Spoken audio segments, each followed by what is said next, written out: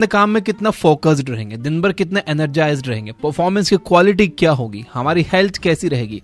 Heart disease, cancer, Alzheimer जैसी बड़ी बीमारियों का होना ना होना भी हमारी नींद की क्वालिटी और सोने के तरीके पर डिपेंड करता है। द ल्यूसेंट में छपी एक स्टडी बताती है कि जो लोग अच्छे से नहीं सोते वो अच्छी नींद लेने वालों के कंपैरिजन में काम कंप्लीट करने में 14% ज्यादा टाइम लेते हैं और 20% ज्यादा गलतियां करते हैं। सिर्फ 24 घंटे के स्लीप डेप्रिवेशन की वजह से हमारे ब्रेन में 6% ग्लूकोज की कमी आ जाती है। इसका रिजल्ट ये होता है कि हमारी थिंकिंग एबिलिटी पर इफेक्ट होता है और हमारी क्लैरिटी कम होने लगती है। आसान भाषा में बोलूं तो अच्छे से ना सोने की वजह से हम इडियट होने लग जाते हैं, थोड़े से हम बेवकूफ हो जाते हैं, हमारा दिमाग ब्लंट होने लग जाता है। सिर्फ ब्रेन नहीं, इसका बॉडी पर भी गहरा असर पड़ता है। जब हमारे ब्रेन में ग्लूकोज कम होने लगता है तो ये बॉडी से ग्लूकोज की डिमांड करने लगता है, जिससे हमें जंक फूड की क्रेविंग होने लगती है और अल्टीमेटली हमारी फिजिकल हेल्थ भी डेंजर में पड़ जाती है। इस वीडियो को लास्ट तक देखने के बाद आप स्मार्ट स्लीप के एक्सपर्ट बन जाओगे। तो शुरू करते हैं। सबसे पहले बात करेंगे स्लीपिंग पोजीशन की। ब्रेन तक blood flow, stable spine, hormones का production, oxygen supply, muscular function, heart function और ब्लड प्रेशर जैसी बॉडी की इतनी सारी इंपॉर्टेंट एक्टिविटीज सिर्फ हमारे सोने की पोजीशन पर डिपेंड करती है। फिर भी हम अपनी स्लीपिंग पोजीशन को चेंज नहीं करना चाहते। 3 स्लीपिंग पोजीशंस होती हैं, बैक पर, स्टमक पर और साइड पर।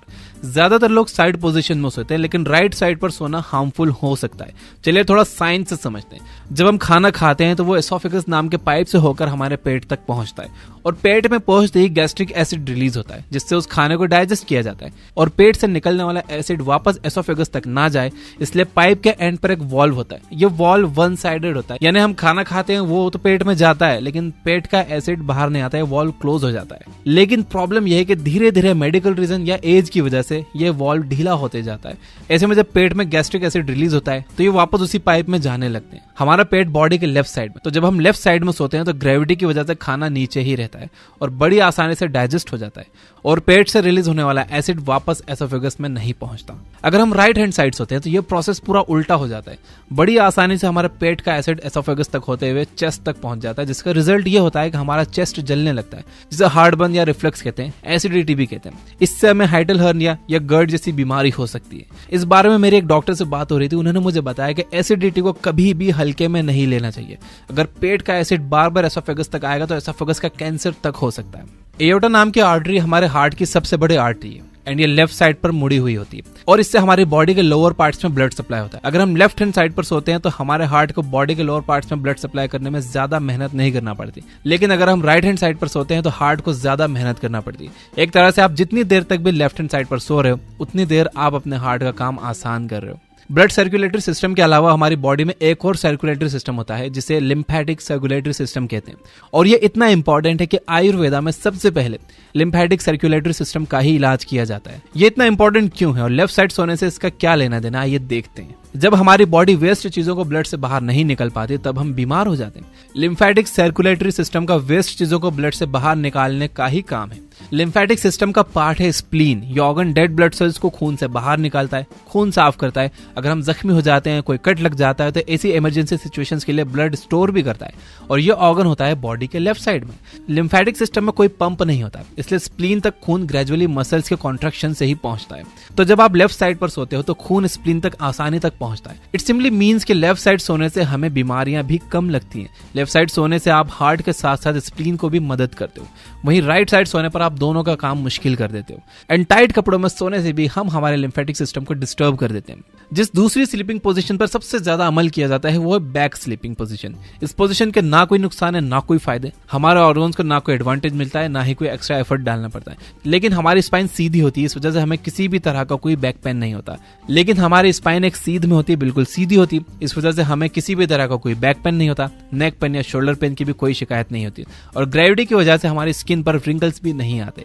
लेकिन इस पोजीशन के 2 बड़े नुकसान ये हैं कि जिन लोगों को खराटे आते हैं उनके खराटे बढ़ जाते हैं और सोते सोते सांस रुक जाने यानी स्लीप एपनिया नाम की बीमारी का भी खतरा रहता है। जिस तीसरे तरीके से लोग ज्यादा सोते हैं वो है पेट के बल।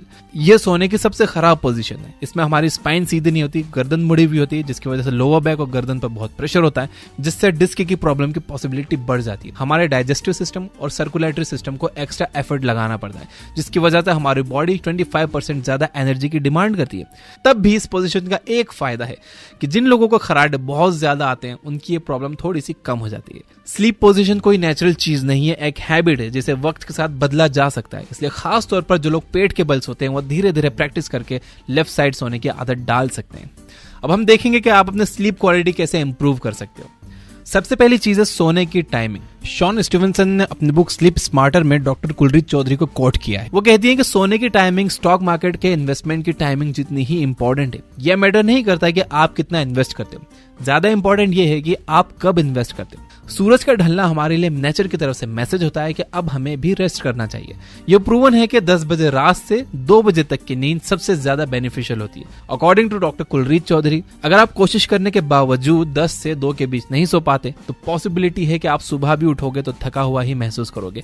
यहाँ ये मतलब नहीं है कि जैसे ही 10 बजे फौरन सोने चले जाओ, क्योंकि ऐसा तो पॉसिबल ही नहीं हो पाएगा। ट्राई करिए कि आप सूरज ढलने के कुछ घंटों के अंदर ही सो जाएं। दूसरी चीज है इलेक्ट्रॉनिक गैजेट्स को दूर कर दीजिए। मोबाइल और लैपटॉप वगैरह से निकलने वाली आर्टिफिशियल ब्लू लाइट हमें सोने नहीं देती, क्योंकि ये लाइट बॉडी में मौजूद डे टाइम हार्मोन कोर्टिसोल को ट्रिगर करती है। रिसर्च बताती है कि अगर आप रात में सिर्फ 2 घंटे फोन यूज करते हो तो ये नाइट टाइम में रिलीज होने वाले मेलाटोनिन को कम कर देता है, जिससे हमारी नॉर्मल स्लीप साइकिल डिस्टर्ब हो जाती है। अगर आप डीप स्लीप चाहते हो तो सोने से कम 90 मिनट्स पहले ही किसी भी तरह की स्क्रीन से दूर हो जाइए। इस बात से तो हम बिल्कुल डिनाई नहीं कर सकते कि हम में से मैक्सिमम लोग फोन को अपने साइड में रखकर सोते हैं। अक्सर हम फोन यूज करते करते ही सो जाते हैं। और फोन कहाँ होता है? हमारे चेस्ट पर या हमारे बिलों के नीचे। सोकर उठने पर सबसे पहला काम होता है फोन टच करना। मोबाइल कंपनीज ने खुद एक स्टडी स्पॉन्सर की जिसमें पता चला कि सोने से पहले फोन यूज करने से डीप स्लीप स्टेज में पहुंचने में टाइम लगता है। इसलिए हमारी डीप स्लीप का टाइम पीरियड बहुत कम हो जाता है, हमारी बॉडी रिपेयर नहीं हो पाती और अगले दिन की परफॉर्मेंस डिस्टर्ब हो जाती है। स्लीप स्मार्टर बुक में ऑथर शॉन स्टीवनसन बताते हैं कि अगर आप अपनी लाइफ टाइम में 5,500 से ज्यादा फोन कॉल्स रिसीव करते हो तो पैराटाइड ट्यूमर के 58% चांसेस बढ़ जाते हैं। 266 और से ज्यादा फोन पे बात करते हो तो ये चांसेस 49% हो जाता है। मोरल ऑफ द स्टोरी ये है कि जितना हो सके अपने बॉडी से फोन को दूर रखिए। इवन वर्ल्ड हेल्थ ऑर्गेनाइजेशन ने भी फोन से निकलने वाले रेडिएशन को क्लास 2B कार्सिनोजन के तौर पर क्लासिफाइड किया। तो एक काम यह करो कि आप अलार्म क्लॉक ले आओ ताकि आप फोन और उसके हार्मफुल रेडिएशन से दूर रह सको। तीसरी चीज, अपने रूम को डार्क रखो। क्या आप जानते हो कि हमारी स्किन देख सकती है? स्किन में मौजूद रिसेप्टर्स लाइट को आइडेंटिफाई कर सकते हैं। मतलब हमारी बॉडी को यह पता करने के लिए कि लाइट जल रही है या नहीं आंखें खोलने की जरूरत नहीं है। ब्राउन यूनिवर्सिटी के रिसर्चर्स का कहना है कि अगर आप रूम की लाइट जलाकर सोते हो तो आपकी स्किन इसे आइडेंटिफाई करके ब्रेन को मैसेज भेजने लगती है और ब्रेन और स्किन के बीच कम्युनिकेशन स्टार्ट होते ही आपकी नींद डिस्टर्ब हो जाती है। आज सोने से पहले एक काम करो, अपने रूम की सभी लाइट्स को ऑफ करके रखो और बाहर से आने वाली लाइट को रोकने के लिए ब्लैकआउट कर्टन्स लगा दो। कल सुबह उठकर एनालाइज करना कि आपको कैसी नींद आई। सिर्फ अच्छी नींद के लिए ही नहीं, आंखों की हेल्थ के लिए भी अंधेरे में सोना बहुत जरूरी है। एक रिसर्च में बताया गया कि अंधेरे में सोने वाले 10% बच्चों में शॉर्ट साइटनेस की प्रॉब्लम सामने आई, जबकि नाइट लाइट में सोने वाले 34% और नॉर्मल लाइट में सोने वाले 54% बच्चों को शॉर्ट साइटनेस हुआ। चौथी चीज है, रात में कॉफी अवॉइड करो। कॉफी हमारे नर्वस सिस्टम को अलर्ट मोड पर कर देती है और अगर नर्वस सिस्टम ही एक्टिव है तो अच्छी और गहरी नींद नहीं आ सकती। Journal of clinical sleep medicine में शेयर की गई स्टडी में बताया गया कि अगर आप काम से घर लौटते वक्त एक बड़ा कप कॉफी पी लेते हो तो इसका असर सोने से जस्ट पहले पी गई कॉफी जैसा ही होता है। सोने से कम 6 घंटे पहले कॉफी का कंजप्शन बिल्कुल ना करो।